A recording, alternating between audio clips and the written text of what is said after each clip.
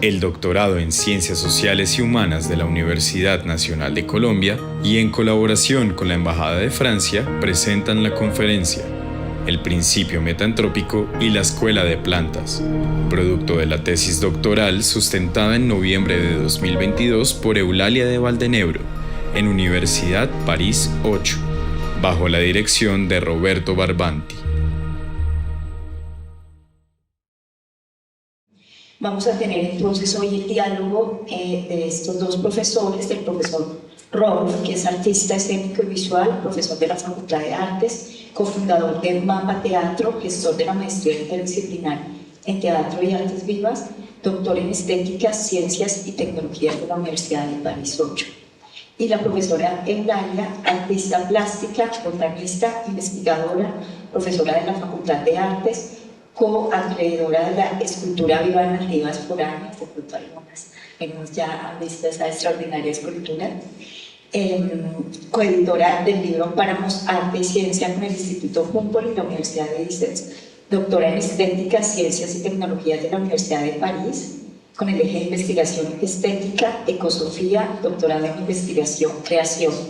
Cuando Eulalia nos comentó de su investigación, resultó muy llamativa para nosotras en el programa porque ella nos contaba cómo se articulaba la filosofía con la estética, con la ecología y cómo estos asuntos que a ella le interesaban no cabían exactamente en un campo disciplinar fijo, sino que el reto de la investigación precisamente era poner en diálogo esto junto con la experiencia pues, que ella ya traía de largo tiempo en su trabajo con las plantas, así que pues es lo que vamos a tener la oportunidad de escuchar hoy. Muchas gracias Eulalia, muchas gracias Ron.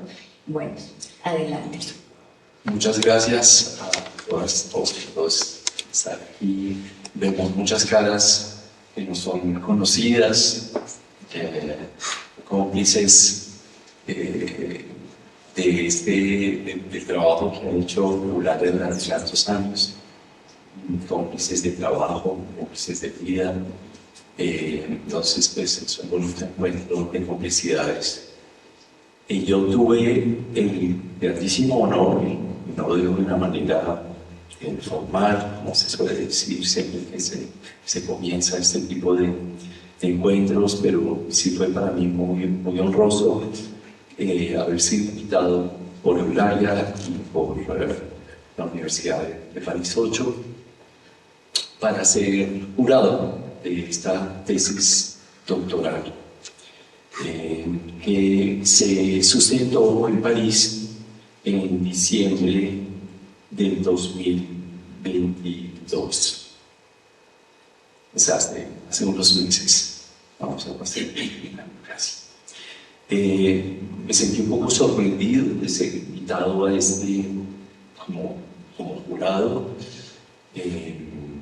Mi trabajo no se ha desarrollado de la mano de las plantas ni del mundo vegetal, a pesar de que tengo una afinidad personal grande por este mundo vegetal, que es para mí un mundo extraño, un mundo con el cual se establecen relaciones que no pasan como por toda la racionalidad y el tipo de encuentros y relaciones que se establecen con el mundo y particularmente con estos otros mundos.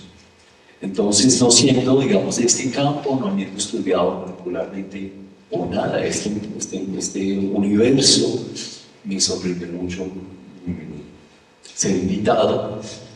Luego supe que hacía parte de un conjunto muy variado de personas que participarían como juradas y jurados de esta tesis. Y entonces ya empecé a encontrar un cierto sentido en una diferencia, en una comunidad muy heterogénea, pues podía tener algún sentido, una mirada también foránea, extraña, o de cierta extrañidad respecto a este campo específico. Y me encontré pues primero con el director de tesis de Eulalia, el profesor Roberto Barbanti, que es filósofo y artista sonoro, y quien ya desde allí me sorprendía que esta personalidad hubiera cogido tan rápidamente en un encuentro que ellos tuvieron previamente en París, en una presentación de Eulalia en París, una empatía muy rápida, muy inmediata, y que propició después también nuestro entusiasmo y su entusiasmo. Ese entusiasmo mutuo hace que las tesis funcionen, porque pues obviamente esa es una condición sine qua non, ¿cierto?, de un encuentro entre particularmente una doctoranda y un director de tesis. Entonces, ya empezando por el profesor Barbati y luego por las otras miembros del grupo de jurados, me sentí una muy interesante configuración. Estaba allí también el profesor Chartier, profesor de la Universidad de Paris-Cité, quien es geógrafo y que trabaja particularmente en la ecología política. Al lado de él estaba la profesora Joanne Clavel, filósofa, bailarina, bióloga. Hay que ser bailarín para poder entender, creo, este mundo vegetal, ¿no?, que se mueve sin desplazarse, pero donde hay un movimiento todo el tiempo, y de eso pues mucho nos hablará hablar. La profesora Carmen Pardo Salgado, catalana, de la Universidad de Girona, filósofa, y la profesora Sylvie Potó, bióloga, filósofa y miembro del Centro Nacional de Investigación Científica, CNRS de Francia.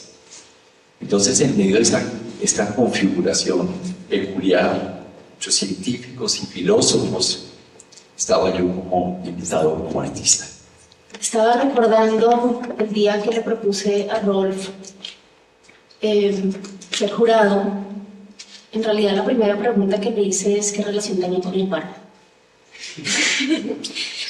Había, pues, por supuesto, un colega, una amistad, una admiración, pero para mí era muy importante que entre los jurados hubiera alguien que conociera el páramo, porque una de las propuestas principales que yo hice en esta investigación fue localizarme. Y cuando Roberto me propuso hacer doctorado, yo le dije, yo no quiero vivir en Francia porque allá no hay páramo. Yo estoy muy implicada con estos ecosistemas desde hace rato. Y me dijo, tranquila, hazla allá. Y ese permiso, esa bendición de él, significó más adelante una especie de animismo que está en todos mis informes de investigación, que me encantan, porque mis seminarios eran con el frelejón, con la niebla, con la montaña, y los ponía seriamente, como creo que son, ¿sí?, como partes activos de los seminarios, de las actividades científicas, de las actividades de investigación. Así que esa primera pregunta que le hice a Rolf, y me dijo, tengo recuerdos desde niño, y dije, ya, es Rolf, la persona. Y también un poco porque una de las cosas que pasa con la colonialidad es que el imaginario del trópico pues es siempre caliente, siempre el paraíso, ¿no?, para decirlo corto. Y es muy raro lo que pasa en un páramo, porque si ustedes se dan cuenta, para que haya páramos tiene que haber dos condiciones geográficas principales. Una, estar en la franja intertropical, que es la línea que ven ahí arriba, y la otra es estar en una altitud, en altas montañas, más o menos arriba de 2.800 metros. Si ustedes ven esa franja, casi todo es agua, y si ven las pequeñas proporciones de tierra, casi nada es montaña. Hay muy poquitas montañas, lo cual quiere decir que los páramos son unos ecosistemas rarísimos, muy extraños. De hecho, normalmente en biología hablamos del límite superior forestal como una manera técnica de decir hasta aquí llega la vegetación. Y resulta que los páramos están después de eso, ¿sí? Y son ecosistemas macrodiversos, sobre todo vegetales. ¿Sí? Es una macrodiversidad vegetal. Bueno, empiezo por aquí porque fue clave localizarse.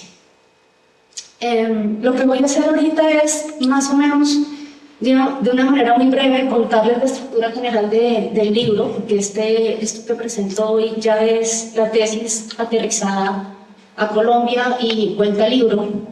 pues que empieza el proceso para publicarlo. Entonces voy a tratar de decir muy rápidamente la estructura general de ese libro, como para que entiendan por qué paso de, no sé, de Mutis a Rancière, de Rancière a la ciencia al arte, de Rancière a la filosofía, en fin, cómo es que voy haciendo esos tránsitos. Y con Rolf elegimos unos puntos sobre los que vamos a conversar. Entonces, esta primera 20 minutos, espero, media hora, va a ser como para poder ubicarnos en toda la estructura del libro. Lo primero es el páramo. Bueno, en una crisis anterior que tuve como artista, me pregunté seriamente, ¿para qué hago esto? Y me encontré con esta cita que me ha acompañado los últimos 10 años, tal vez, una cita de Michel Serres en El contrato natural. Dice: en efecto, la Tierra nos habla en términos de fuerzas, lazos, interacciones, y eso es suficiente para hacer un contrato. Así pues, cada uno de los miembros en simbiosis debe al otro, de hecho, la vida, su pena de muerte. A mí esto me cambió la vida, esta cita. Y decidí como hacerme la pregunta que yo creo que muchas personas nos hacemos hoy en día, como, ¿yo qué puedo hacer ante esta situación ambiental que estamos enfrentando? Y creo que es urgente que todo el mundo en todos los ámbitos se haga esa pregunta.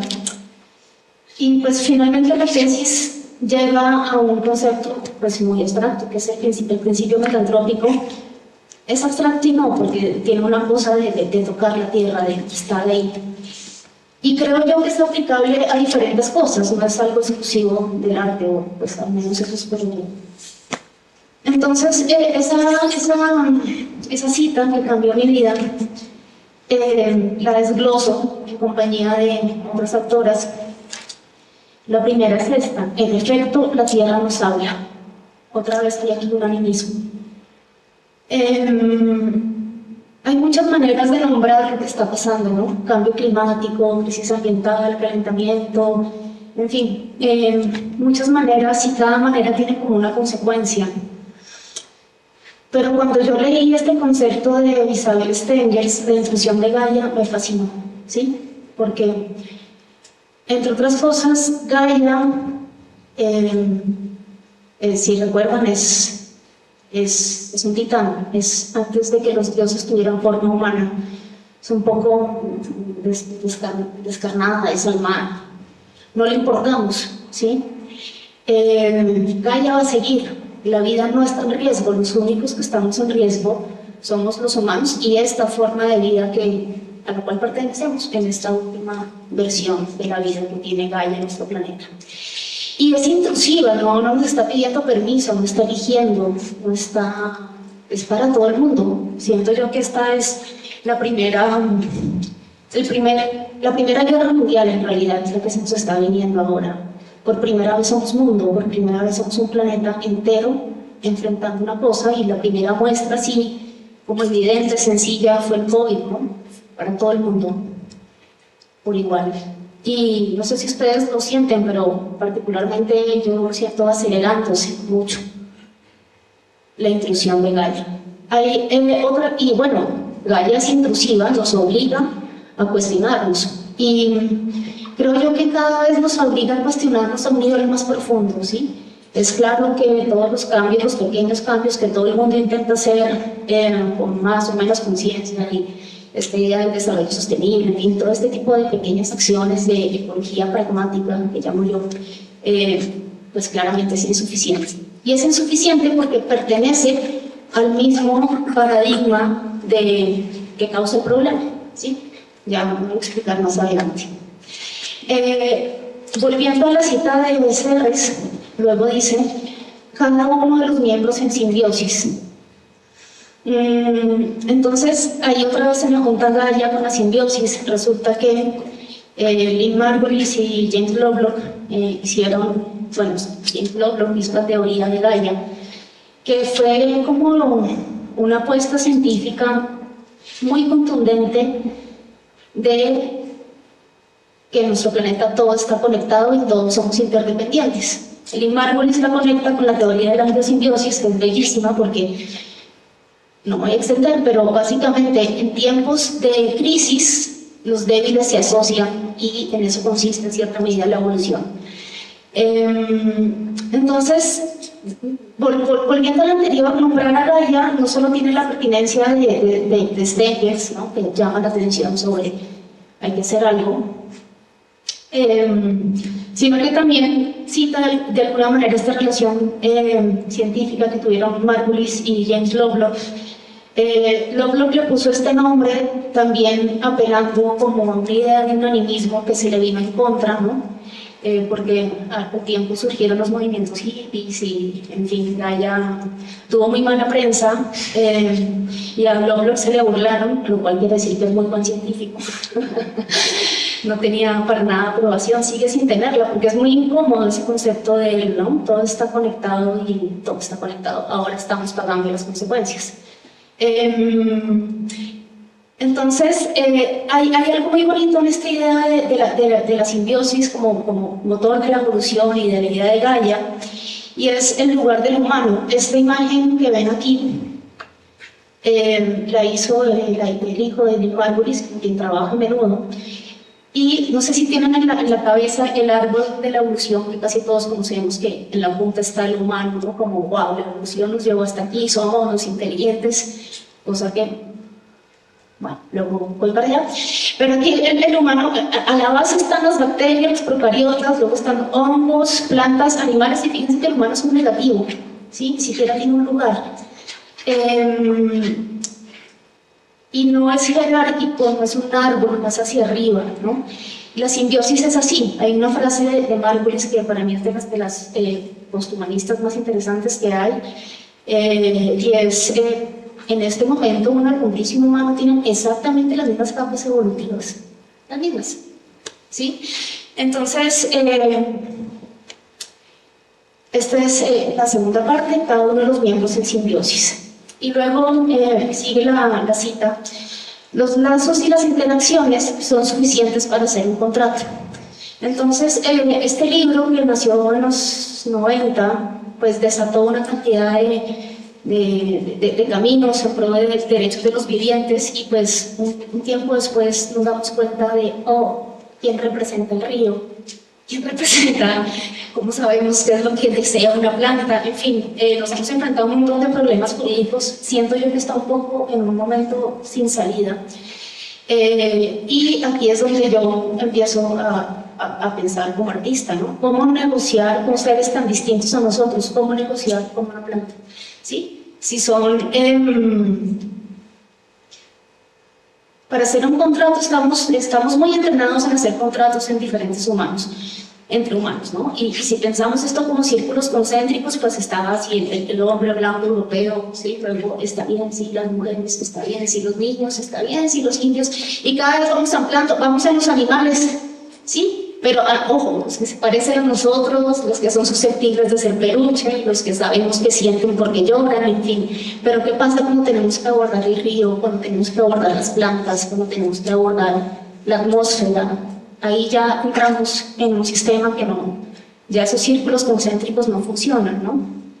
Entonces yo me pregunto, ¿qué es lo que tenemos en común para poder negociar con los seres y fuerzas de la naturaleza? Y este en común lo pongo en rojo porque no voy a irme por ahí en esta conferencia, pero Rancière me da una clave importantísima, y él piensa siempre sobre lo común, pero él piensa lo común entre humanos. Yo digo, bueno, ¿qué pasa si lo común es entre seres y fuerzas? En mi caso, del PARA, ¿sí? Para esta investigación. Bueno, entonces, ahí pues me pongo a hacer lo que sé hacer, que casi siempre es dibujar plantas. Siempre tengo muchas preguntas acerca de las plantas, y pues cuando uno observa se vuelve muy lento, y cuando uno dibuja se vuelve más lento, y eso me permite a mí establecer unas relaciones y hacer unos productos, hacer producción sensible de esas preguntas que me hago con las plantas. Me doy cuenta que eso genera una manera de conocer que empieza por dejarme interrogar por las plantas, ¿no? Como, soy feliz, ¿por qué tienen todas esas hojas que nunca se le caen? ¿Sí? O porque tiene como esas antenas, o no sé, ese peluche. ese peluche, en fin, yo de verdad me meto a un bosque para el proyecto en vías foráneas y me puse a perseguir las enredaderas dentro del bosque, pero esta planta, ¿qué es lo que hace? ¿Cómo es que se mueve dentro del bosque? Y de verdad me meto ahí y de verdad tengo muchas preguntas como muy infantiles a la larga, muy, ¿esta persona qué? ¿Listo?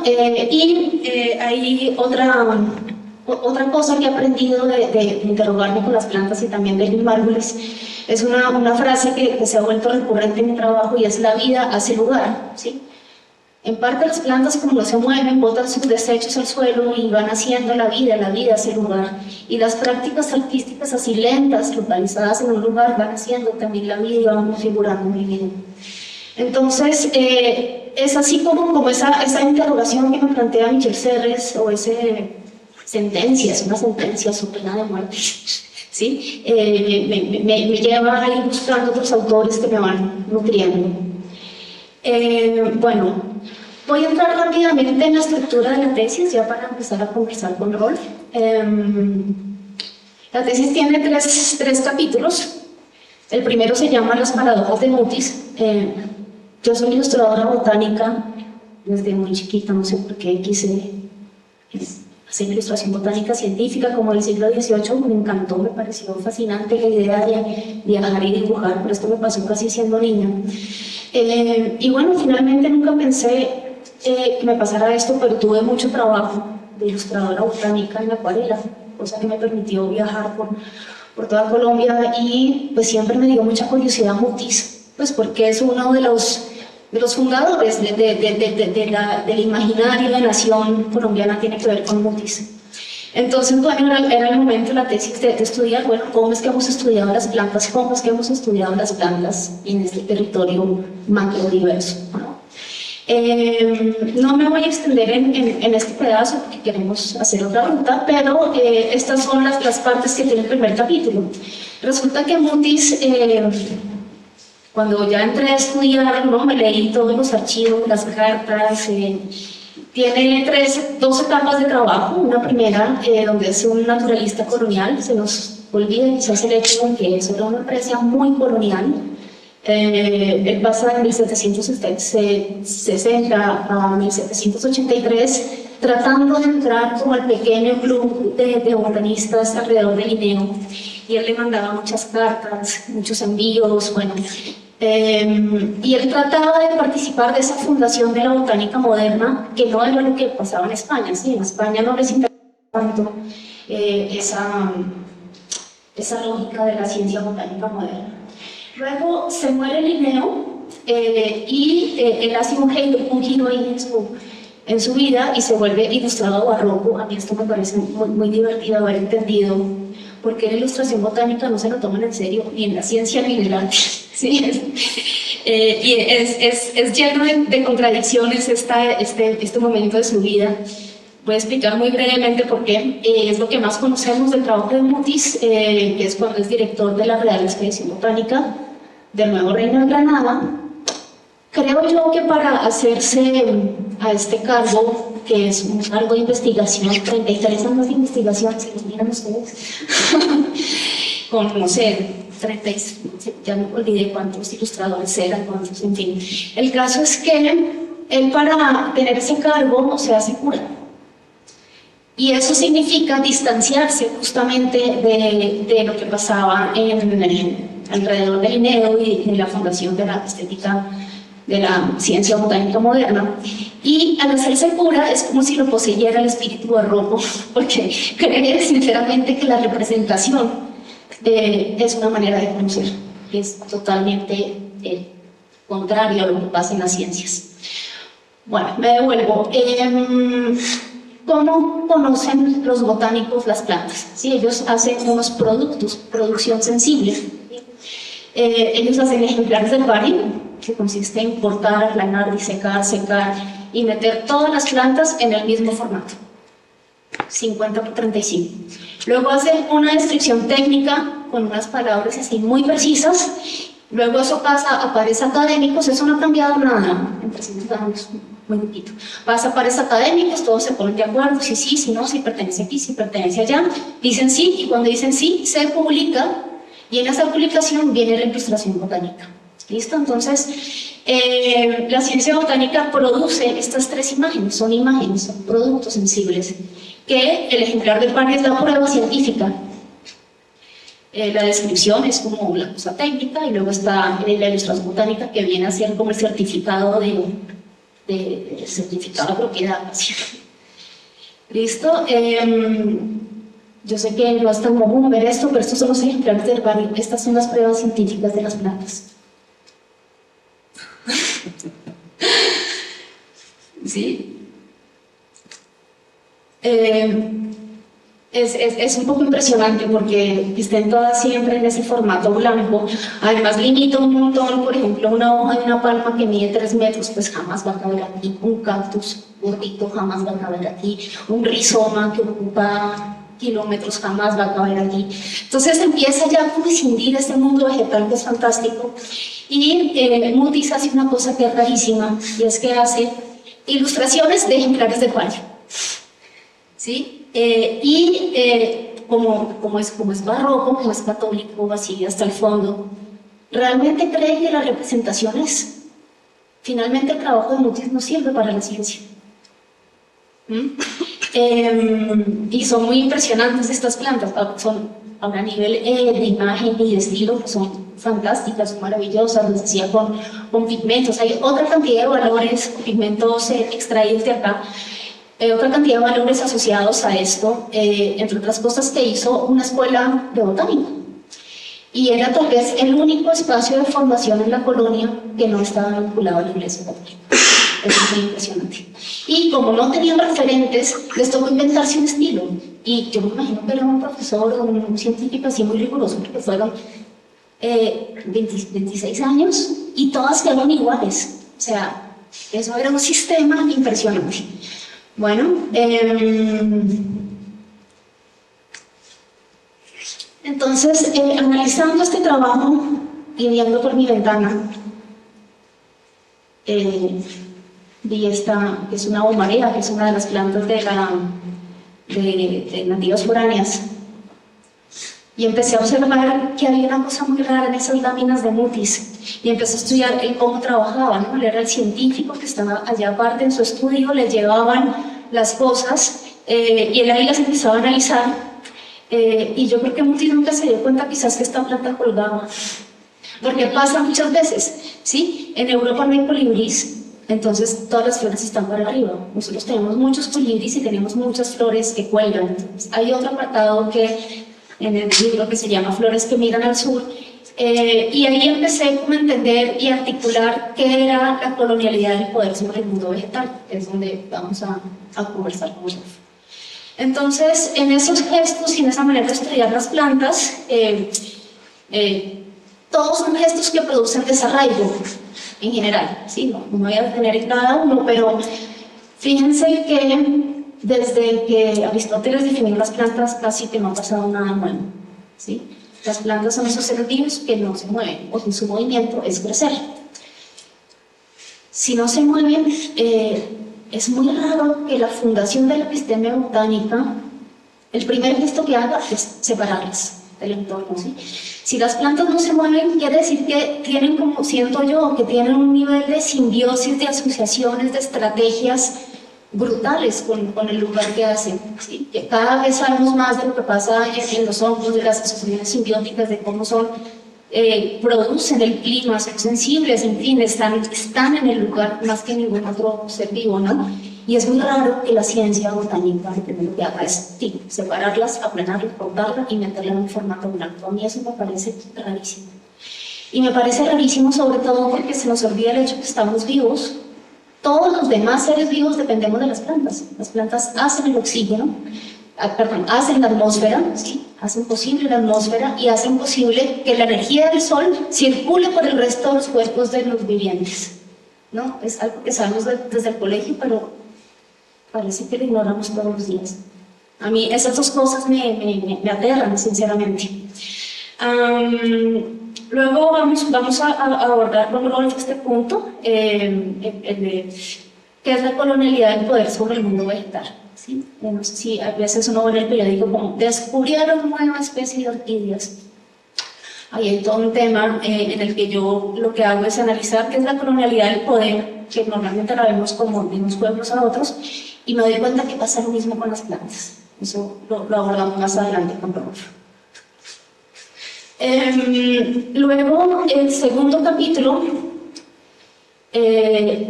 yo tomo las maneras de conocer de la botánica, que es producir una ilustración botánica y un ejemplar de herbario, y lo hago con un frailejón y conmigo. Una de las cosas que pasa en la ciencia botánica es que el científico es el sujeto y la planta es el objeto. Entonces, al identificar esa relación, yo trato de invertirla, de burlarme, de traicionarla, y lo que hago es meter mi cuerpo dentro del cuerpo de un frailejón y hacerle lo mismo. ¿Sí? Produzco una ilustración botánica, comparación de escala 1:1, y un ejemplar de herbario. Claramente conmigo me retoñan los brazos otra vez, entonces pues lo hago a partir de improntas. Entonces, esta es una de las obras, es escala 1:1, es un frailejón hecho con acuarela, me demoré como un año largo haciéndolo, in situ. Ahí por dentro ven un poco mi figura sugerida.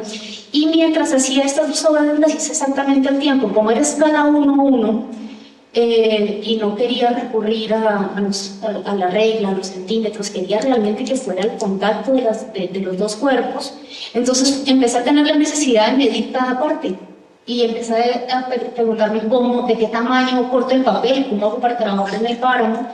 Y para resolver esas preguntas pues tuve que hacer este mapa de relaciones táctiles, en donde yo voy haciendo lo mismo que se le hace a las plantas, pero aquí no se nota, ¿no? Aquí no se nota el brazo desmembrado, el brazo aplastado, la cabeza, el pie. Ahí sí se nota que está desmembrado, las plantas no impresionan tanto. El caso es que de aquí saco todas las medidas para hacer esa ilustración botánica. Este capítulo lo vamos a abordar con Rolf desde el proceso. Vamos a centrarnos en hablar del proceso, porque realmente es ahí donde surgen las relaciones, las preguntas, la práctica espiritual, en fin, las cosas que vamos a conversar. Este es el segundo capítulo. Y el tercer capítulo, que parece un salto así abrupto, pero pues también vamos a explicar cómo es que llego ahí. Hay una serie que llevo haciendo desde el 2012, creo, que se llama Los cuerpos permeables, que me permitió a mí, como entre relativas foráneas, me permitió a mí entender cómo es que era mi manera de trabajar. Y al entender esa manera de trabajar, pues sale el concepto del principio metantrópico. Los cuerpos permeables son 9, casi todos son video performance, hay algunos que son instalaciones, otros que son maquetas. Y alrededor de ese concepto de los cuerpos permeables, de esas prácticas artísticas que son in situ, surge la idea del animismo poético, que ya la mencioné muy al comienzo, como la participación del animismo en mi trabajo. Vamos a hablar solamente de Niebla, porque es como el más didáctico para entender cómo opero al trabajar ahí. Luego en el libro hay un capítulo muy lindo que son un par de definiciones del páramo, en donde se cruzan, como se articulan realmente elementos de la ciencia, de la filosofía, elementos espirituales, elementos de otras ontologías. Es como la muestra de cómo se conoce cuando se conoce así, algo así, ¿sí? No vamos a abordar ese punto y vamos ya finalmente a abordar qué es el principio metafísico. ¿Listo? Entonces, bueno, este es Niebla, una manera de operar, ya vamos a entrar ahí.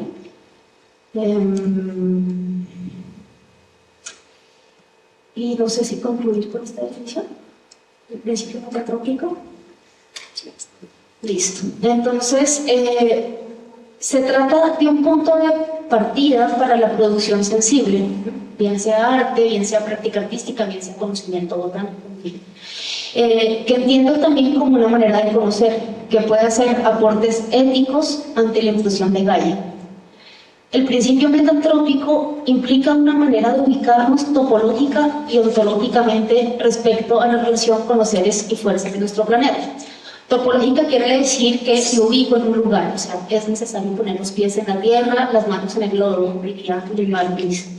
Ontológicamente tiene que ver con desplazar el lugar de lo humano. Por otras investigaciones desde antes, y esta pregunta de por qué le hacemos esto al planeta, creo yo que tiene mucho que ver con creernos excepcionales en el planeta, ¿sí? Excepcionales y superiores, ¿no? Un antropocentrismo que está muy atrás en nuestra manera de entendernos, pero creo yo que ya hay que reevaluar, en serio. Entonces, la palabra está formada por el vocablo meta, que hace referencia a otro lugar, y antropos, que se refiere a lo humano. De alguna manera, esta palabra surge de una incomodidad, porque siempre que tenía que explicar mi trabajo me tocaba decir, bueno, no soy anti-trans, post-neo, humanista, sino que más o menos otra cosa. Entonces, aquí con mi amigo Gustavo Quirola elaboramos esta palabra. Y me gusta que meta es una cosa muy de lugar. Sí, la meta tiene que ver con la topología, con el lugar. Y antropos, pues ya no usa la palabra humano, que significa lo mismo, ¿sí? Entonces, siento yo que todas estas cosas transhumanistas, posthumanistas, a la larga terminan reforzando el humanismo de una u otra manera, ¿no? Entonces, estaba tan incómoda con esas palabras que me inventé esta. Listo.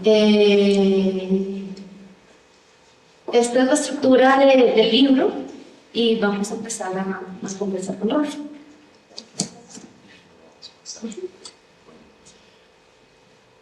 Una de las anécdotas que puede pasar desapercibidas en este encuentro de especialistas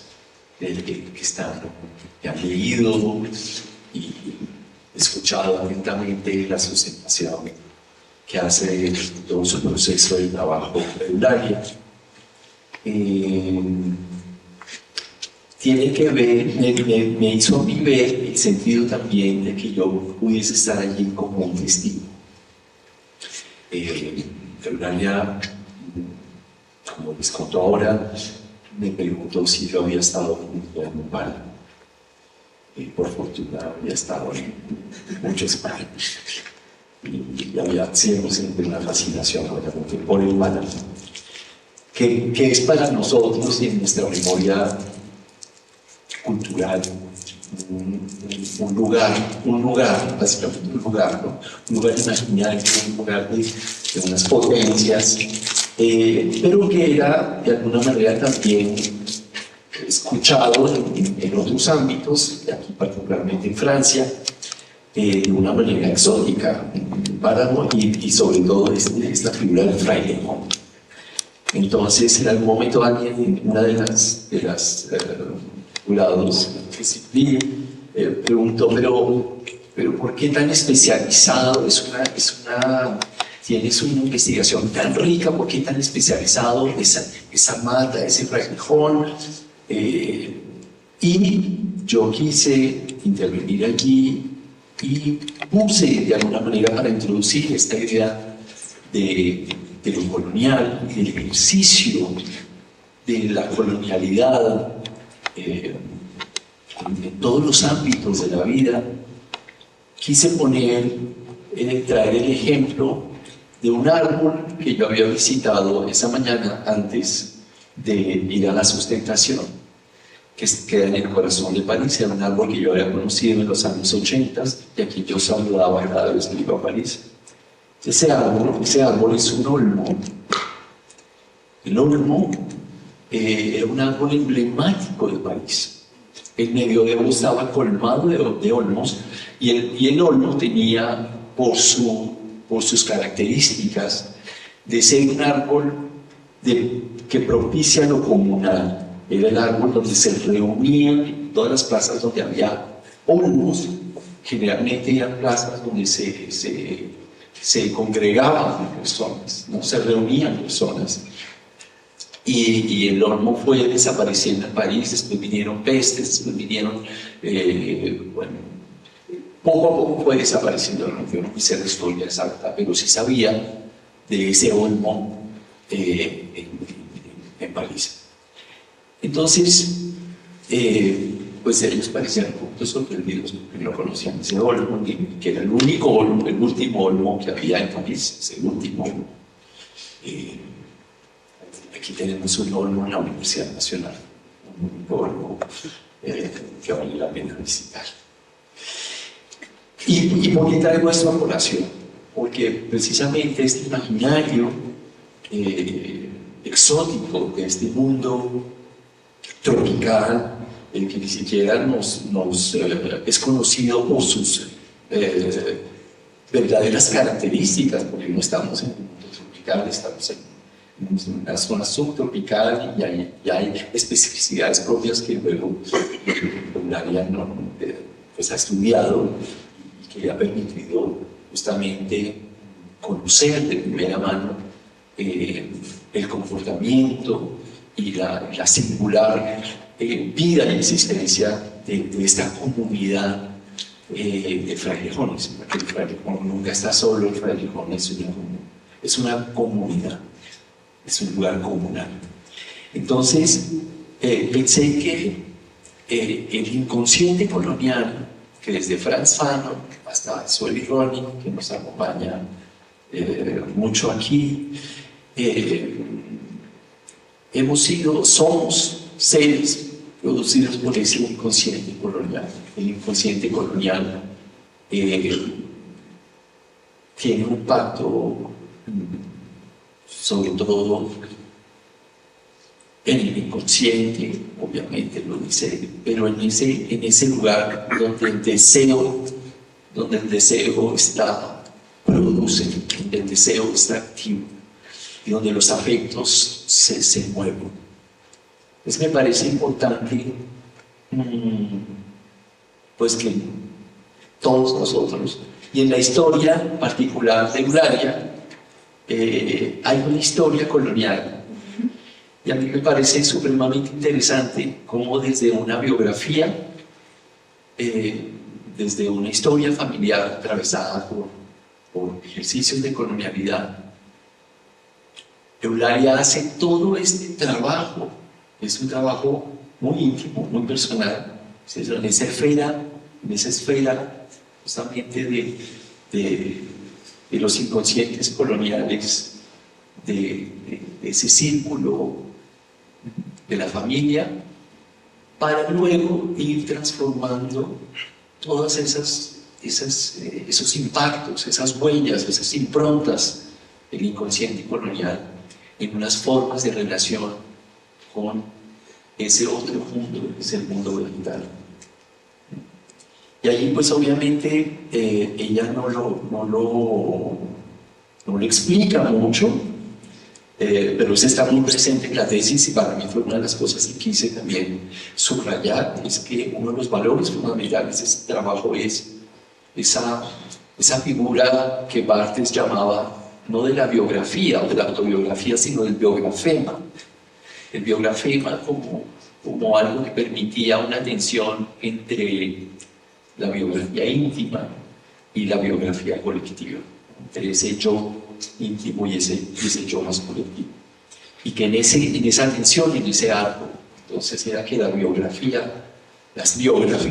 se ponían en resonancia. Entonces, quisiera que pudieras hablar un poquito de esos tránsitos, de ese inconsciente colonial, hasta llegar a ese trabajo que tú haces observando y pudiendo detectar ese concepto de colonialidad, de poder ejercido en el mundo vegetal, que suena como una cosa, es decir, hasta el inconsciente colonial humano, más o menos podemos como conversar, pero ¿qué es esto de la colonialidad, del poder ejercido sobre el mundo vegetal? Bueno, resulta que A mí me interpela mucho el hecho de tener este aspecto. Me interpela todos los días, alguien me recuerda o me pregunta si soy de acá o no. Y me hace pensar en mi familia, en mi origen. Tengo varios ancestros en formato óleo y bronce. Y me cuestiona mucho también el hecho de hacer ilustración botánica científica, que fue una herramienta tan colonial, y que entendí eso en ese proceso. Y siempre me he preguntado para qué sirve hoy en día la ilustración botánica, que además he tenido curiosamente mucho trabajo.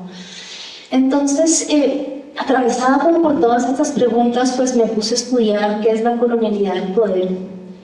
Y me di cuenta de esa lista que les mostré antes, me di cuenta de algo que fue muy impresionante. Y es que lo que se le hace, la producción del concepto de raza, es exactamente lo mismo que se le hace a las plantas, que es desarraigo. ¿Sí? Entonces, los pueblos que fueron esclavizados, colonizados, se les quitan sus atributos de lugar, ¿sí? Sus atributos culturales, sus atributos de identidad, y se les unifica bajo un color, ¿sí? Negro, indio. Y es curioso, pero es exactamente lo que se le hace a las plantas, se las desarraiga, ¿sí? Se las mete en una categoría que rompe todos los vínculos locales. Entonces, cuando yo me di cuenta que mientras estudiaba esto, decía, es exactamente la manera en que los científicos estudian las plantas, empecé a darme cuenta que cada uno de esos gestos que tenemos para estudiar las plantas producen desarraigo, ¿sí? Y de alguna manera esto que me interpela a mí sistemáticamente genera en mí un dolor, que es un dolor también de desarraigo, de no lugar. Y normalmente hablamos mucho del racismo, pero también existe racialización, ¿sí? También existe atribuir a las personas cosas por su color. Y el dolor que hay en nuestro país, o en los países que fueron colonizados, es un dolor que está igual por todo el mundo, por todas las personas, ¿sí? Hay unos casos con más o menos violencia, más o menos interpelación, más o menos, pero el dolor es generalizado, y eso también pasa con las plantas. No sé si respondí.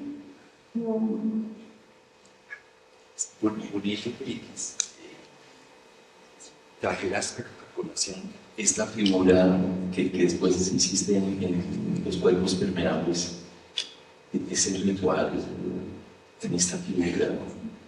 A mí me parece importante que la nombres de ese botón. Bueno, ya nos desordenamos, pero en uno de los cuerpos... Eso nos va a pasar sí, con las formas de trabajo. Bueno, en todo este proceso que no es tan lineal para nada, hice uno de los cuerpos permeables. Yo tomo una mancuerna de mi bisabuelo, que era general de la República, y la fundo, la vuelvo una bolita y la devuelvo una laguna. En parte porque en todo este proceso fue para mí muy importante acompañarme de dos taitas que han sido como compañeros y maestros, y me enseñaron que si no entro y pido permiso al páramo y no tengo unos gestos de escucha y todo sale mal. ¿Sí? Y para volver a la ilustración botánica, ese año y medio que estuve haciendo el frailejón, buena parte del tiempo estaba dedicado a estar lista y entrar en diálogo con esa planta, y eso generó, digamos, en todo el proceso una relación, y de ahí emergió una práctica espiritual. Lo espiritual en mi trabajo yo lo entiendo como algo del cuerpo, ¿sí? Algo totalmente localizado en el cuerpo, algo inmanente. Y tiene que ver con eso, con esas maneras de estar y de reconocer y hacer relaciones en el lugar. Entonces podemos entrar a hablar un poquito de ese proceso de construcción, de todos esos pasos que hiciste para llegar a esta producción, esta poiesis. que es un proceso que por un lado tiene una dimensión extensible, ¿cierto? Hay una enorme acumulación, ¿cierto? En la extensión de toda suerte de experiencias, de experimentos, de elementos, pero también hay toda suerte de intensidades a lo largo de ese proceso, ¿no? Con momentos de intensificación muy fuerte en algunos de los aspectos que ibas encontrando. Esa forma de poner el cuerpo es algo a lo que quiero llamar la atención en esta forma de producción de conocimiento y en estos procesos de investigación propios del arte, donde no se trataría de un trabajo de campo etnográfico, antropológico, botánico mismo. Eulalia pasó muchísimo tiempo, y cuando hablo de tiempo no hablo entonces solo de extensión, de duración, sino hablo de intensidad de tiempo, o sea, de permanecer muchas horas sometida a las temperaturas, a los cambios, a todas las alteraciones del paisaje y a los afectos que se iban movilizando en ti también en ese lugar donde eras alguien, una foránea, ¿cierto? Que había venido, estaba empezando a establecer un contacto, ¿cierto? Con un otro, habiendo pedido un permiso. Y todas estas dimensiones que pasan por estrategias miméticas, hasta esta contundente manera de poner, bueno, quiero insistir un poquito en eso, ¿no? En esta forma de estar completamente con el cuerpo, y que de allí se va produciendo entonces una experiencia que produce un conocimiento. Entonces, ¿por qué no nos hablas de todo este proceso? Poner el cuerpo, listo. Estas dos obras tienen las dos terminan en escala 1:1, ¿sí? Entonces eso es una referencia efectivamente al tamaño. Había como toda una búsqueda de 1:1, pero también había como un acuerdo, volviendo a la idea del contrato, un acuerdo de una relación de iguales.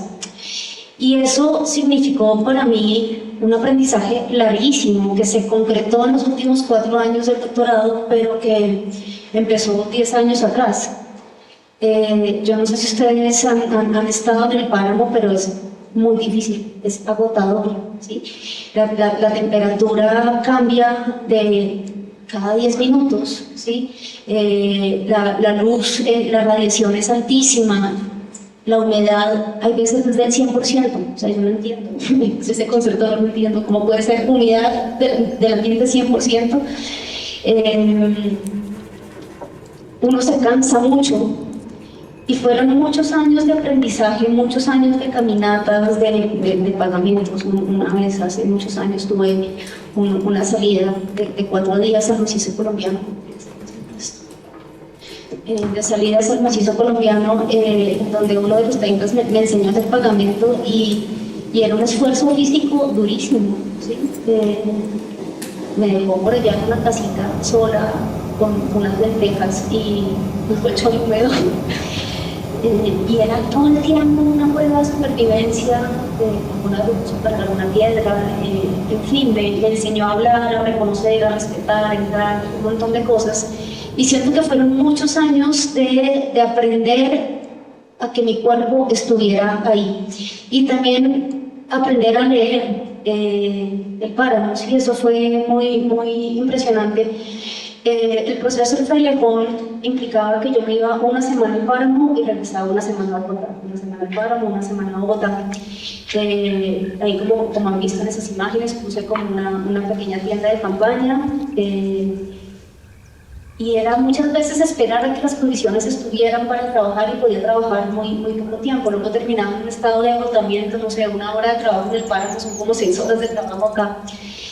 Y toda esa conciencia del cuerpo, siento yo, que también por el ejercicio de escribir, ¿no? También la conciencia viene cuando uno escribe y qué es lo que ha pasado aquí.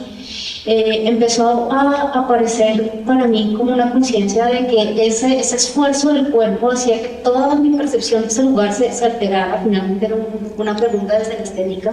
¿Sí? Si la niebla, por ejemplo, produce un silencio rarísimo, las cámaras se enloquecen con la niebla porque no pueden hacer foco, las temperaturas cambian, la presión de la sangre se siente distinta, ¿no? Si todo el cuerpo cambia, toda la percepción cambia, la disposición espiritual también cambia. Y eso me empezó a parecer súper interesante. Y esa disposición espiritual me permitía a mí comunicarme con los seres y fuerzas del páramo. Y sin esa comunicación no hubiera podido escribir esta tesis. Lo primero que digo en la tesis es gracias al páramo por susurrarme esta tesis. Porque fui muy poco a bibliotecas, por ejemplo, ¿no? Cuando yo llegaba de esas temporadas en el páramo, llegaba y empezaba a escribir. Luego fue un proceso de ordenar eso que escribía casi que en automático. Y una de las cosas que he entendido que es hacia donde quiero apuntar la escuela de plantas es que el cuerpo aprende, o sea, el cuerpo sabe, uno aprende en todo el cuerpo. Una de las herencias de la hegemonía moderna, ¿no?, es creer que la inteligencia se sitúa en el cerebro. No, la inteligencia se sitúa en el cuerpo. Yo creo que una de las consecuencias más tristes del COVID es ver que los estudiantes ahora no tienen cuerpo. A mí me impresiona muchísimo, no lo saben usar. Y ahí radica la inteligencia y el conocimiento. Cuando estaba en la acción de los cuerpos permeables, finalmente configuré un pequeño grupo para registrar. Y era muy raro porque, como siempre estoy solo en el páramo, pues ya me sé mover, pero a ellos les decía como en 20 minutos llega la niebla, tenemos que alistar esto, tenemos que subir, tenemos que guardar, Yo iba prediciendo todo lo que iba a pasar y fue una cosa impresionante la acción de esos cuerpos permeables. Y ahí me di cuenta de lo mucho que conocía el páramo, pero lo conocía en el cuerpo, ¿sí? Porque toda mi percepción se había alterado y yo ya sabía leer esos signos. Tu percepción, pero yo diría sobre todo tus sensaciones, ¿no? Los afectos, como los efectos de las fuerzas de las ecologías físicas, mentales, ambientales estaban allí produciendo todo tipo de efectos, ¿no?, sobre tu cuerpo. Tú no estabas sola, estabas rodeada por esa comunidad de frailejones, en medio de frailejones. Tienes algunas de las acciones donde incluso tú del mismo tamaño que ellas desapareces y vuelves a aparecer. Bueno, y ahí entonces tú utilizas, ¿cómo piensas tú esta noción de común, de comunal en este ámbito? Bueno, pues lo que tenemos en común todos los seres vivos es el agua. Hay una definición de Lynn Margulis que me encanta, que es: nacen, crecen, algunos se reproducen, danzan y mueren.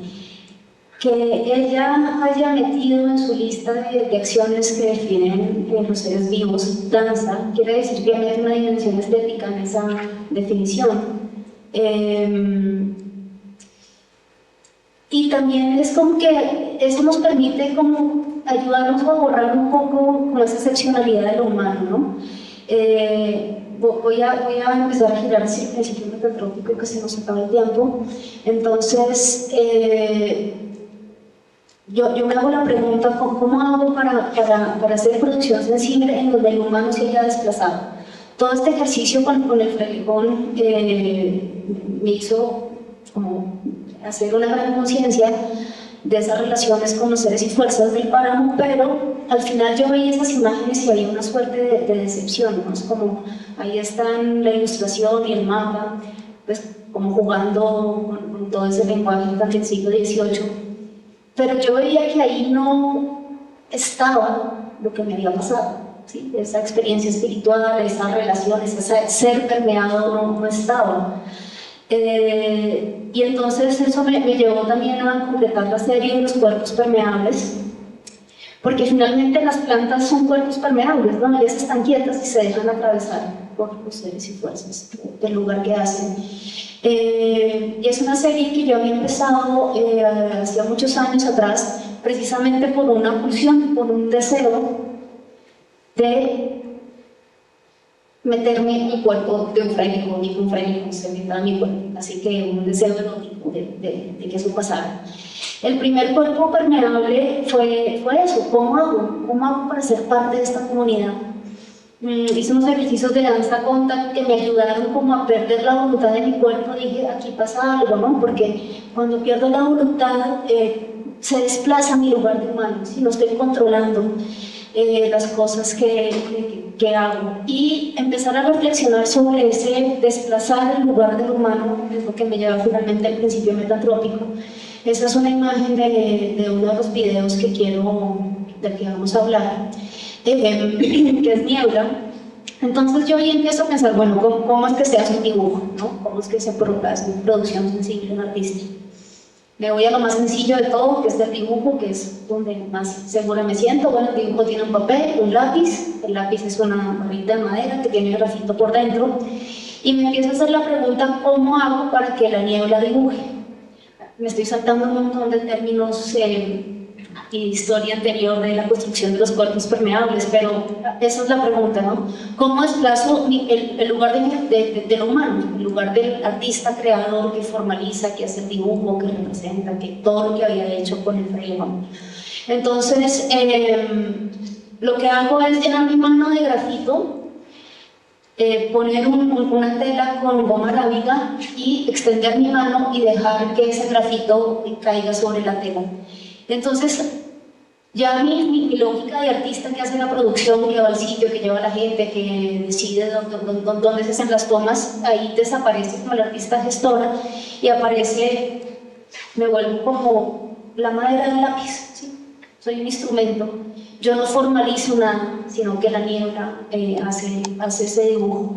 Y ahí el humano estoy participando efectivamente, pero estoy desplazada, ¿sí? No tengo la jerarquía, algo parecido a lo que intenté hacer con el fraile Juan, y era o dos sujetos o dos objetos, ¿sí? Pero no esta relación sujeto-objeto del científico con la planta. Y aquí es en la producción sensible de estas acciones. Mi lugar de humano se desplaza siempre, pierdo esos atributos de artista formalizadora. Entonces ahí aparece como la clave del principio metantrópico. Una la dije muy al comienzo, que es desplazarse, localizarse, estar en un lugar y permitir esas relaciones, y sobre todo ser consciente que el cuerpo participa en el conocimiento. Es impresionante. Es como el primer movimiento, que es lo que yo llamo el giro topológico, y el segundo es el desplazamiento ontológico, que es pensar siempre uno cuál es el lugar del humano ahí, cómo participo. Si hay un ámbito profundamente humanista es el arte, ¿no? De hecho, una de las definiciones del arte es arte. Una de las definiciones de humano es como el que hace arte, ¿sí? Es la manifestación extrema, en fin, ya se me olvidaron esas definiciones afortunadamente, pero suele ser muy humanista. Y es este atributo de crear, de producir, de dominar, de ser forma. Y yo analicé muchos trabajos de artistas que trabajan en naturaleza y estoy, digamos, oficialmente dentro del ámbito de las intervenciones in situ. Y ya solo la palabra me molesta, ¿no? Yo quería que el sitio me intervenga o participar con el sitio. Entonces, ahí surge la idea del animismo poético, ¿sí? Insistí varias veces en el animismo porque realmente creo que es una de las cosas que hay que integrar a un nuevo paradigma de relación, ¿sí? Eso abre unas conciencias y abre posibilidades a la manera de conocer. Y sí. Para que hagamos un poquito el ejercicio de las fuerzas, yo diría que lo interesante aquí es que Eulalia trabaja como una suerte de medium que propicia la animación de esas fuerzas, ¿no? la acción de esas fuerzas antes que la producción de una forma. Y obviamente son las condiciones tanto del aire, del viento, las de las plantas mismas de las que hablan del envío no van a producir una forma. La forma es una eventualidad.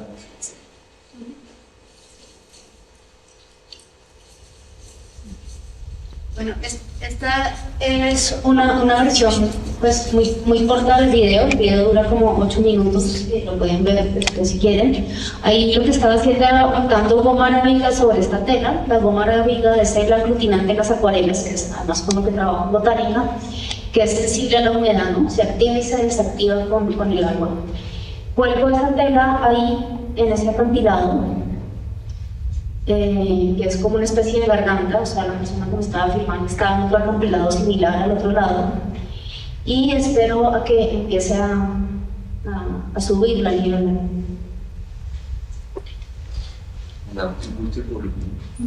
Es que es muy importante el sonido, es justamente preciso.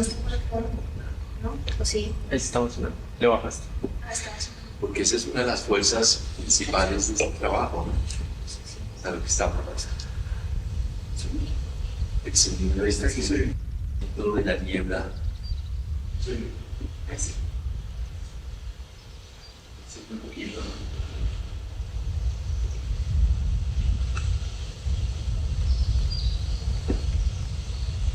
¿Sí se alcanza a escuchar allá? Sí, sí.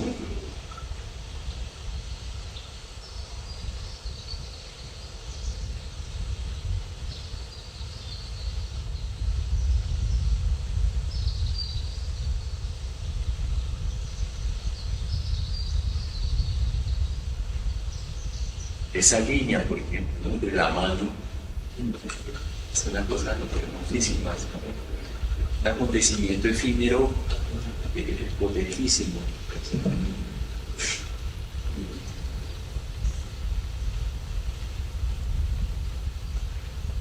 Quien actúa realmente aquí son esas fuerzas, ¿verdad? Eso está, no dice aire, no dice lápiz, ese pedacito de manera que ha puesto ahí para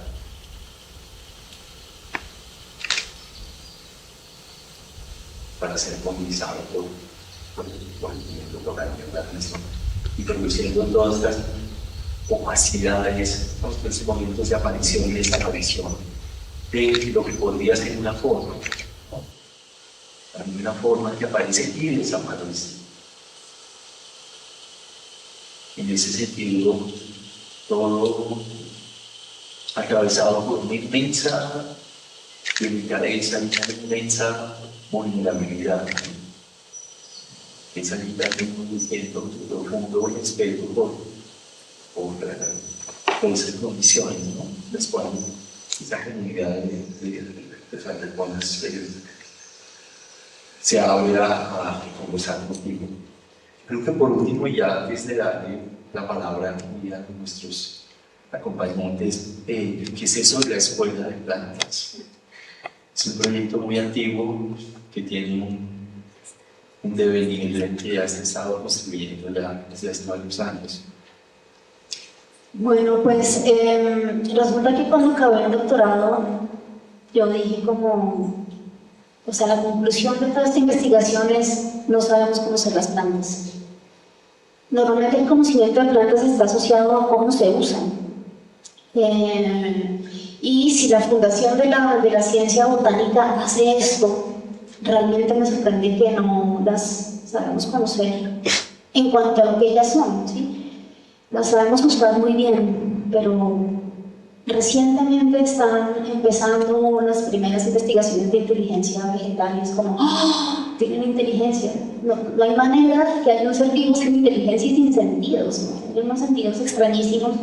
Las plantas están cuestionando el concepto mismo de individuo, ¿no?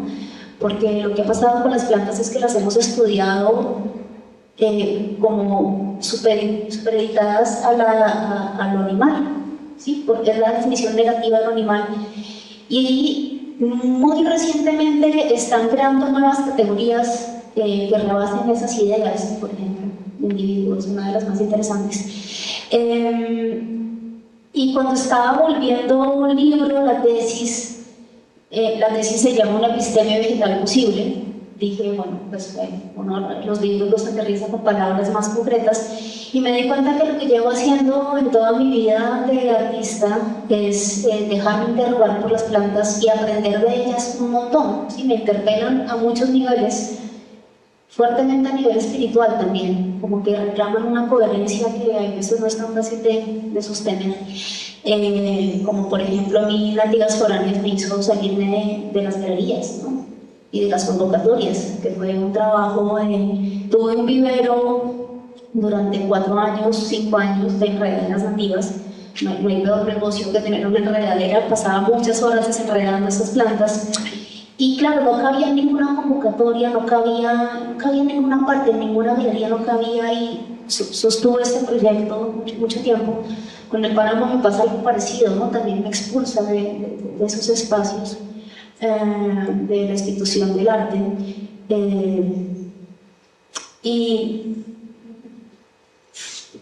La escuela de plantas. Entonces, claro, me di cuenta que lo que yo he estado haciendo toda mi vida es aprender de las plantas, dejarme interrogar por ellas, y todas mis prácticas artísticas, todos mis proyectos siempre tienen que ver con plantas. Y cuando estaba volviendo a la tesis libro, me hice la pregunta, ¿lo pongo en pasado, o en futuro, o en presente en la escuela de plantas? Decidí ponerlo en presente. Quizás ahorita lo que viene es como sistematizar esa manera de aprender y enseñar, por eso es una escuela. De momento creo que una de las cosas que tengo claras es que las plantas son las maestras, ¿sí? Hay que dejarse interrogar, y pues es como el proyecto que sigue de mi vida. Vamos a volver. Muchas gracias, Laila Rol.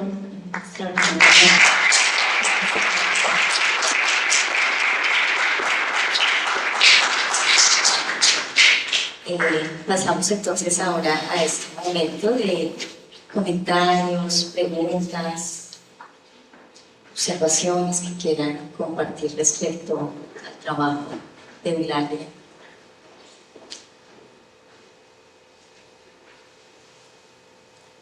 ¿Alguien se anima? Bueno, una pregunta muy formal, que lo que nos preguntaron era si es un trabajo de varios páramos o solo de algunos páramos. ¿Lo oigo bien? ¿Le escuchan bien? Sí. Okay. Esa sería para empezar. Pues, como conté antes, el proyecto con el páramo fue como 10 años antes que el doctorado, entonces sí, trabajé en muchos páramos, desde el macizo colombiano, el Cocuy, casi todos alrededor de Bogotá. Y estos proyectos concretamente fueron en Moquetía y en el Vercón, los del doctorado, pero sí, muchos páramos. El macizo colombiano fue muy importante en el proceso.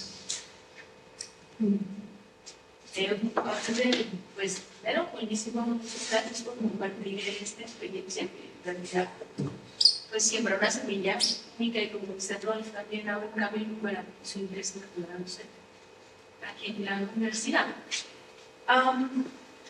Tú hablabas de unas fuerzas que existen en la naturaleza, las fuerzas también solamente pues de esa del viento, de la gravedad, de esos elementos que están ahí implícitos en el lugar. Pero quisiera saber si en el documento de la investigación aparecen también esas otras fuerzas como mucho más específicamente políticas, especialmente en estas regiones del país, en los páramos, pues que sí hay unas tensiones tremendas sobre esa propiedad y sobre esa, digamos, definición de lo que es el territorio, de quién hace parte, cuáles son esas dinámicas que se establecen allí. Quisiera como que nos compartieras un poquito de esa, pues ese capítulo, si existió. No, existe, y de hecho esa pregunta pues ya se responde en el libro de Páramos, Arte y Ciencia que hice con el Humboldt. Entonces, uno de los elementos así importantísimos para esta investigación fue leer todo lo que el Humboldt hizo alrededor de la delimitación de páramos. Es muy interesante porque el primer modelo de delimitación del páramo tenía que ver con nociones biofísicas. Hubo unas demandas de las personas que vivían ahí y empezaron a integrar un montón de elementos culturales, justamente, ¿sí? Entonces, las ciencias humanas empezaron a tener una participación enorme en el Humboldt. Y esa atención política es clave y es súper importante. De hecho, el capítulo del que no hablé aquí, el que hago las dos definiciones de páramo, toca justamente ese punto. Y uno de los elementos claves ahí es integrar los relatos, ¿sí? Una de las cosas así que más me encantó en este proceso fue entender que la ciencia es un relato y que lo que se llama mitologías es otro relato, y sí, como que todos podemos entendernos a nivel de relato, y ese ejercicio que hago es justamente integrarlo, ¿no? Claro, estas imágenes muestran una especie de páramo pristino, pero desde luego no lo es. De hecho, el Verjón es uno de los páramos más afectados, más antropizados que hay. Y yo trabajé, el Frailejón lo trabajé en una aula ambiental en la finca del profesor Francisco González, que hizo un experimento. Yo llegué a ese lugar, hizo un experimento de 30 años de cómo volver un cultivo de papa páramo. Entonces él parceló su predio, hizo diferentes estrategias de recuperar el páramo, de hacerlo productivo. Esas reflexiones están en la introducción. Reconozco todas las tensiones que hay en el páramo, ¿no? Porque, por ejemplo, el macizo colombiano es impresionante porque hay una fuerte tensión de minería, hay una fuerte tensión de lo que es conservación de parques naturales, se superponen con los resguardos indígenas.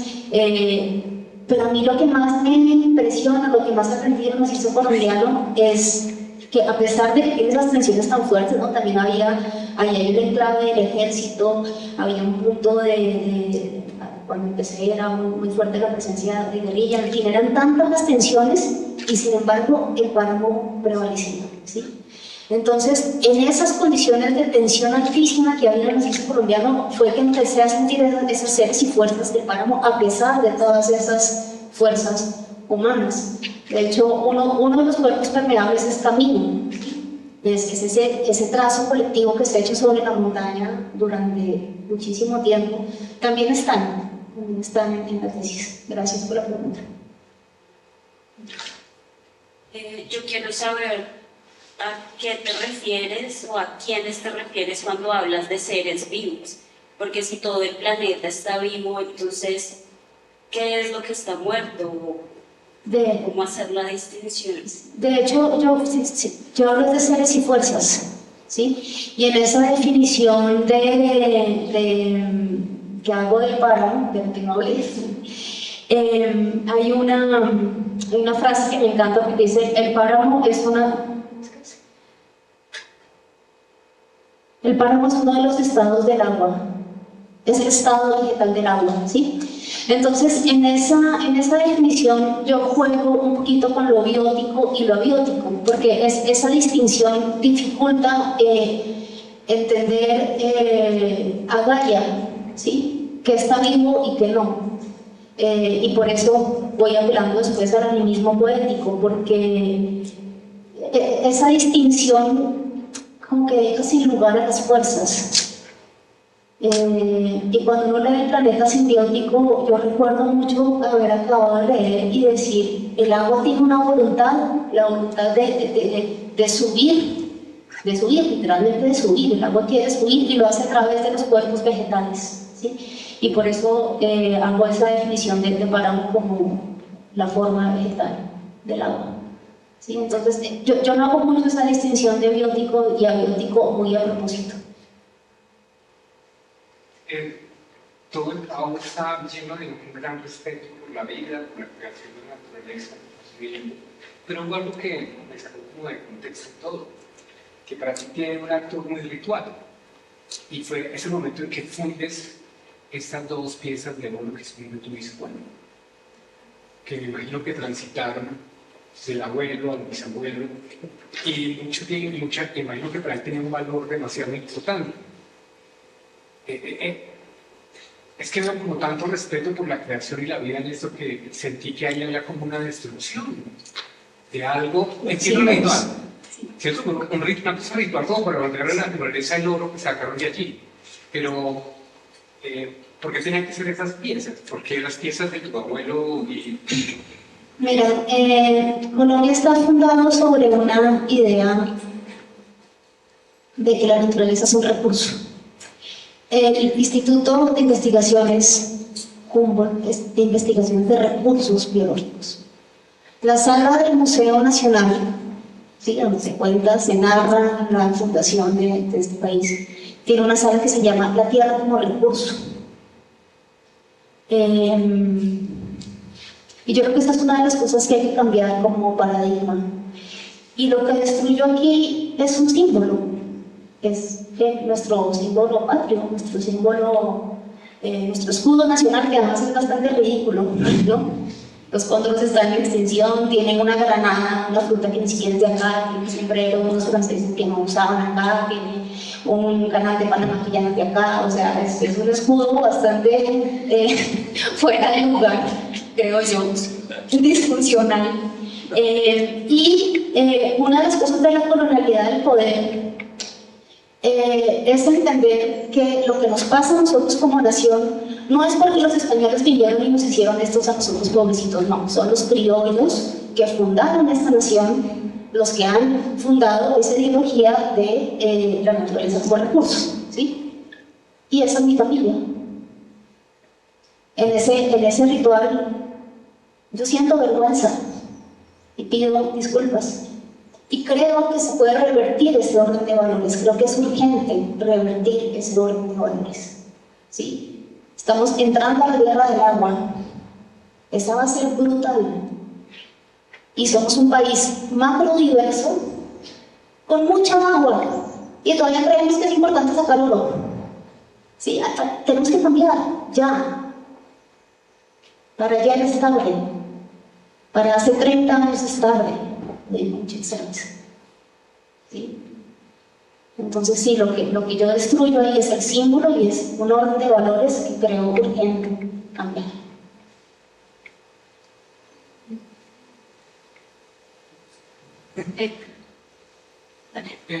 Bueno, espero no haber malinterpretado ningún concepto, pero pues usted nos está hablando de nosotros y también usted dice que el páramo y el ecosistema le habla a usted, pero en algún momento este planteamiento de cómo nosotros podemos hablarle al páramo o hablarle a las plantas.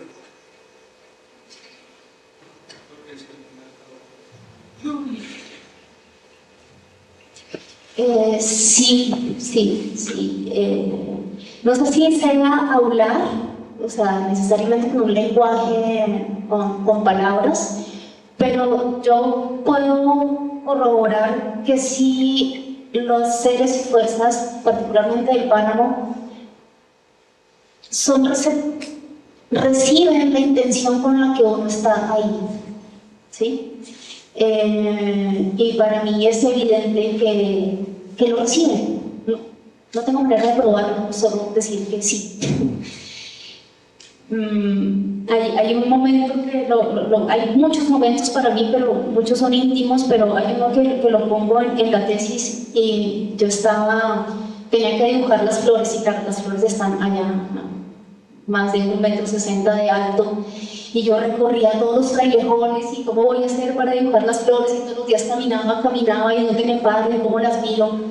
Y como al tercer día de estar en mi problema, las flores voy caminando y de repente una inflorescencia completa estaba en el piso. ¿Por qué? Fue muy raro, Yo sentí que ese trailejón me la dio para que me la llevara y la dibujara. Yo normalmente no arranco las plantas. Casi que para obligarme a estar ahí. Pero hay cosas que son muy difíciles y ahí yo sentí una respuesta, es como la cosa más concreta que puedo decir. Yo siento que sí me escuchó, que yo expliqué mi proyecto, que pasé muchos años tratando de establecer esa comunicación y siento que sí. Tal vez podrías explicar un poquito, aunque ya lo hayas hecho, pero necesitaría yo por lo menos que expliques un poquito en qué sentido un antropomorfismo es metantrópico. Me encanta esa pregunta, gracias. Bueno, yo quería hablar de eso. Es que a los humanos nos queda muy fácil entender cosas que se parecen a los humanos, ¿sí? Es la razón por la cual es más fácil darle derechos a los animales mamíferos que, qué sé yo, a las plantas, de hecho. Y resulta que en 20 años de hacer ilustración botánica, científica, de repente me encontré con una planta que se parece a mí. Que se parece a todos nos pasa, o sea, por eso existe Ernesto Pérez. A todos nos pasa. Esas plantas son muy raras y yo que llevo tanto tiempo trabajando con plantas nunca me había sentido parecido a una planta, ¿sí? Y eso es una potencia política brutal. Por eso trabajo con un framework, porque se parece a nosotros y nos ayuda a entender que ahí también hay un ser vivo y hay unas relaciones y hay todo lo demás.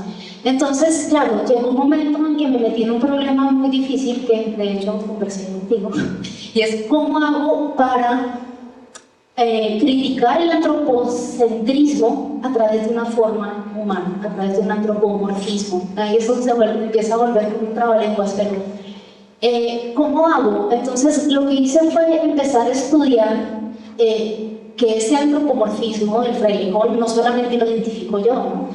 Eso está desde los indígenas, hay maneras de nombrar los frailejones que tienen que ver con guardianes del agua, no sé qué, hay relatos en la colonia que tienen que ver con que los españoles se iban, los ejércitos se iban ahuyentados por esa colonia de personas que estaban ahí y resulta que eran frailejones. De alguna manera sí protegen ese territorio. Es una planta súper simpática, en el sentido de que tenemos simpatía con esa planta, ¿sí? Entonces yo me aproveché de esa potencia que tiene esa forma, y por eso es tan importante que esté al lado del mapa, ¿sí? El mapa de relaciones táctiles. Ya esa forma está desconfigurada, ¿sí? Por eso antes decía, en el mapa sí es muy impresionante, te voy a mostrar, en el mapa sí es muy impresionante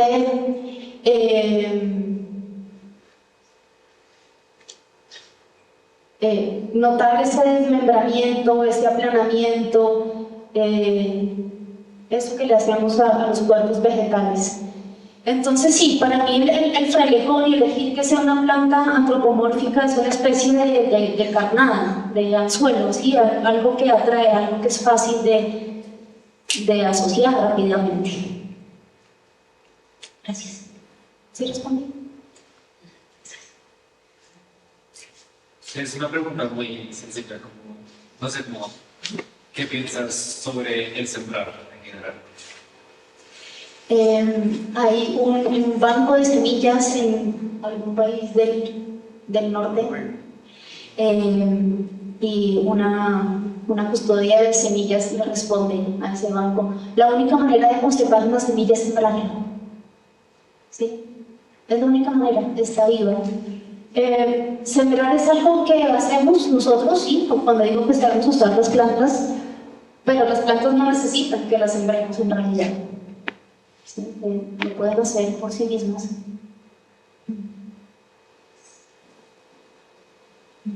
Claro, sembrar pan africano sembrar es lo mismo. O sea, hay un sembrar también políticamente y ecológicamente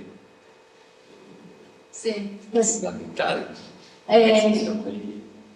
Quiero hacer una pequeña anotación. Cuando entendí Nativas Foráneas, que brevemente es una escultura viva hecha con enredaderas del bosque andino, ahí nació justamente el concepto metantrópico. Yo decía, pero ¿yo qué hice aquí? ¿Yo qué hago? Esta escultura se hace a sí misma, está viva, todos los días cambia. Y claro, noté que yo siempre regreso del bosque con semillas en los bolsillos. Y las semillas tienen eso, ¿no? Las semillas tienen pelos, tienen ganchos, tienen zanzudas, tienen cordones rojos, son dulces para que los animales se las lleven. Y allí empezó a nacer el concepto metantrópico, y es en esta escultura yo soy una dispersora de semillas, ¿sí?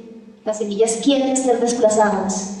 Y esta participación, entender mi participación, por eso digo co-creación de las culturas nativas foráneas, ahí empezó a nacer el concepto de metantrópico, ¿sí? En lugar de humano está desplazado y hago parte de esta producción sensible que es esa escultura.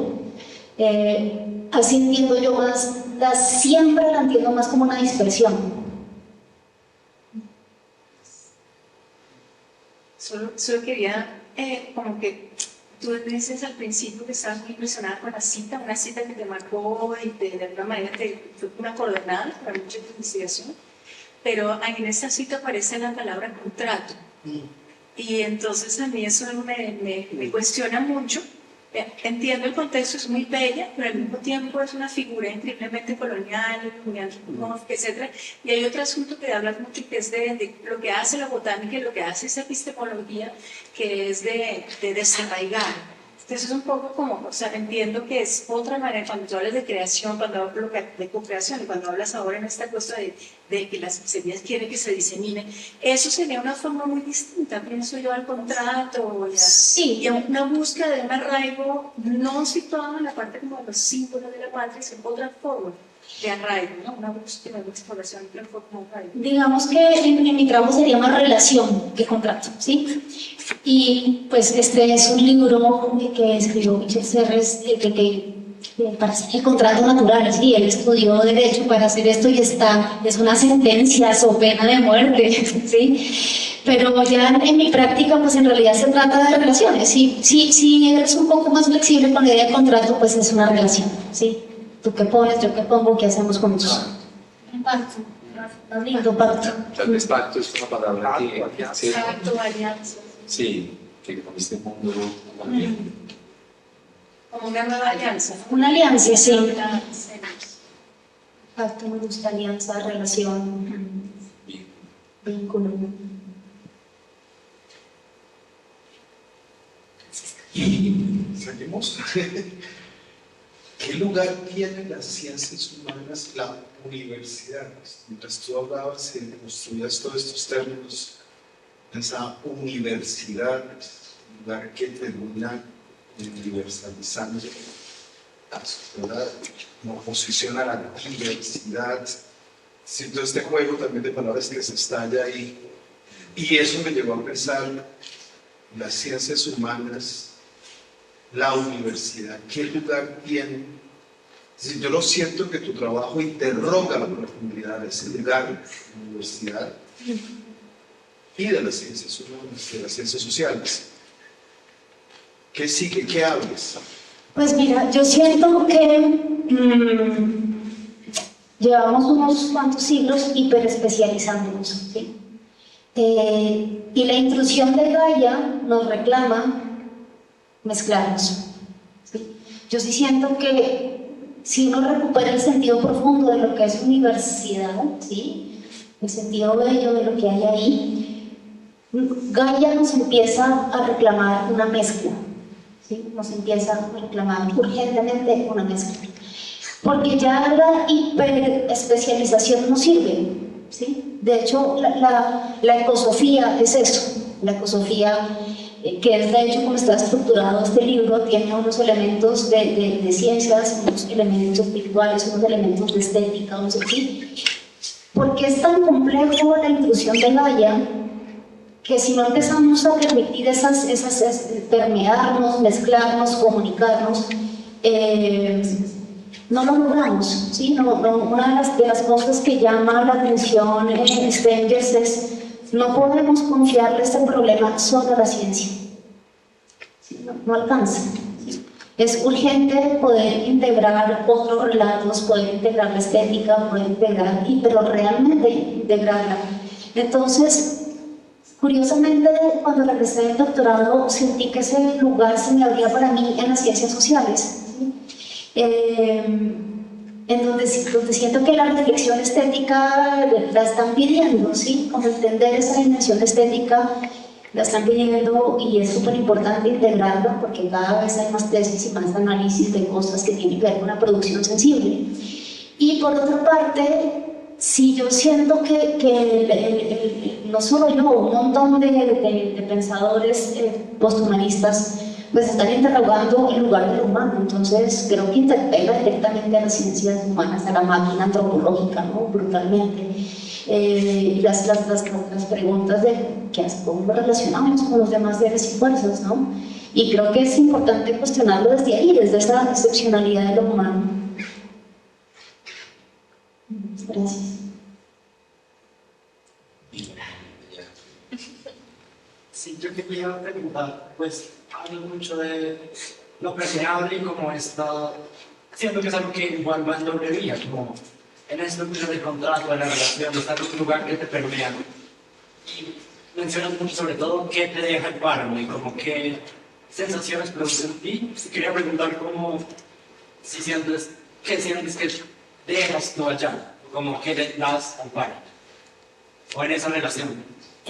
No estoy muy segura de eso. Sé que he sido muy cuidadosa con cada uno de mis actos, ¿no? Como trato de no salirme del camino, cuando me salgo trato de recuperar, siempre hago pagamento. Pero también me he preguntado por qué el páramo me permitió hacer estas obras, ¿sí? De alguna manera siento que me dio el permiso de hablar del páramo, de hacerlo visible, de hacerlo sensible. Creo que me lo dio porque si no, no las hubiera podido hacer. Básicamente es tan difícil estar ahí que todos estos años de relación me dicen, sí, hazlo. Gracias. ¿Sí? Bueno, creo que quedan muchas. Una última vez. Sería como sobre el proyecto que tú hiciste del mapa del Frailejón, creo que pues tú nos lo diste en el contexto del tiempo que estuviste en el páramo, que por ejemplo tu experiencia corporal, pues tú la asimilabas muy distinto a cuando tú, o sea, uno tiene voluntad sobre su cuerpo, pero pues es muy distinto cuando está en interacción, por ejemplo, con el páramo, que tú sientes las fuerzas y todo ese tipo de cosas. Cuando tú haces ese símil, o como esa metáfora, entre el frailejón de que te identificas con una persona, pues sí, o sea, que no estás sobreponiendo el frailejón sobre el humano para resaltarlo. Pero también me queda la duda de tú eso mismo que dices de cómo percibes tu relación corporal, como ese mapeo de tu cuerpo también tiene que ver algo con la propia dinámica de la planta hacia el páramo y tú cómo la relacionas con cómo tu cuerpo podría sensibilizarse a esas cosas. O sea, es decir, la ubicación de cada cosa podría tener un significado, o como que sea un mapa también de dinámica, más allá de la forma.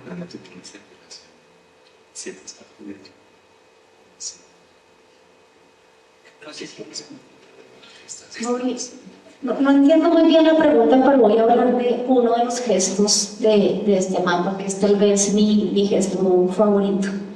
No sé si con eso te responda, pero esta niña azul que está acá, ¿sí? Yo este mapa lo explico con teoremas, este es uno de los teoremas.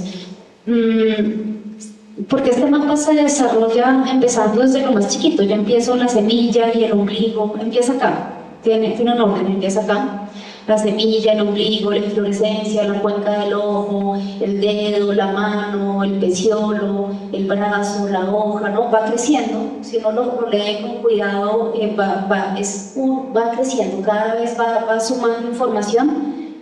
Es muy dispendioso y además todo es verdad. Va creciendo. Y hay uno particularmente que me gusta mucho, que es esta línea azul, ¿sí? Esta línea azul corresponde, este último círculo, o sea, este mapa es como si viera el frailejón desde arriba, ¿sí? Es una vista en planta.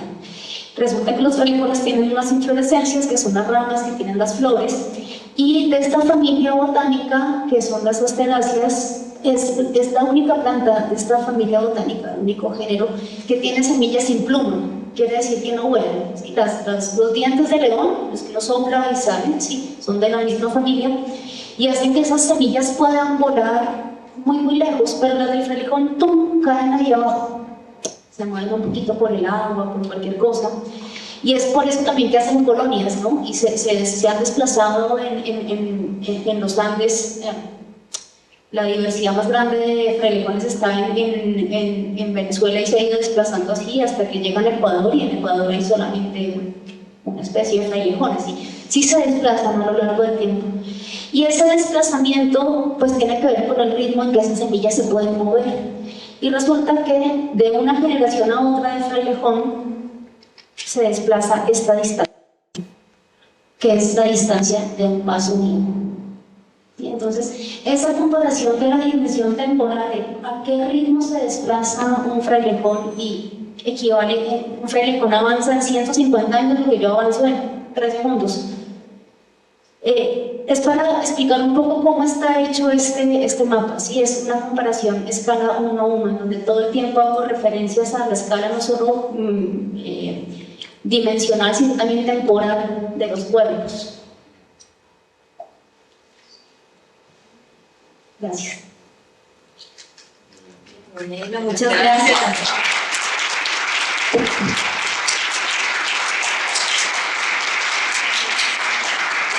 Felicitaciones extraordinario trabajo. Bueno, seguiremos conociendo más de lo que viene haciendo. Ella tiene su página también en la que puede consultar a detalle varias de las obras que ha hecho ya pues, en su carrera artística que lleva súper bien. Gracias. Gracias por venir a todos. Muchas gracias.